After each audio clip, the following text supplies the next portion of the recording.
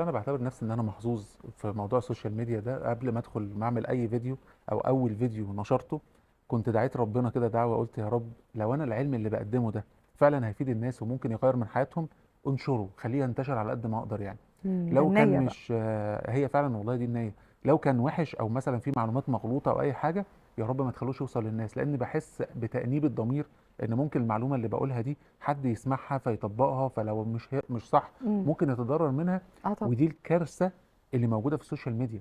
اي حد حتى ممكن يكون مش متعلم او امم. تعليمه بسيط، امم. درس مثلا، خد دبلومة كده او خد مثلا دورة في التغذية، صح. يطلع يتكلم ويفتي. انا بشوف كمية هبد اه غير بالظبط. طبيعية. فالموضوع ليه علاقة بالأمانة العلمية. امم. أنا شايف إن أنا محظوظ بده، خصوصا إن النية كانت موجهة ناحية ده.